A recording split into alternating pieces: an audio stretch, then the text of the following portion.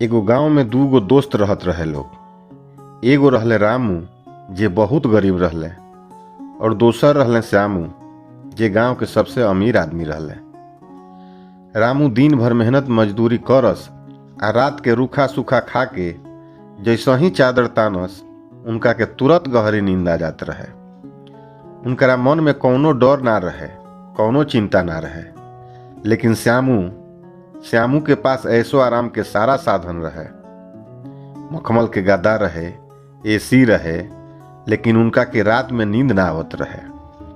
हमेशा डर लागत रहे कि कहीं चोरी ना हो जाए, कहीं व्यापार में घाटा ना हो जाए।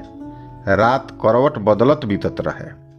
एक दिन श्यामू रामू से पूछलन, ए भाई, तू एक खपरैल छत के नीचे ऐसन कौन ताबीज पहिर के सुतेला कि लेटते नींद आ जाला? हमरा लगे तो सब कुछ बा, फिर भी हम नींद खातिर तरसत रहिले। रामू मुस्कुराहट के साथ बोललन, भैया, हमार नींद कोनो ताबीज में ना बल्कि ईमानदारी में बा। हम दिन भर मेहनत के बाद कोनो गलत काम ना करी, केहू के दिल ना दुखाई, जौन मिलेला वही में खुश रहिले।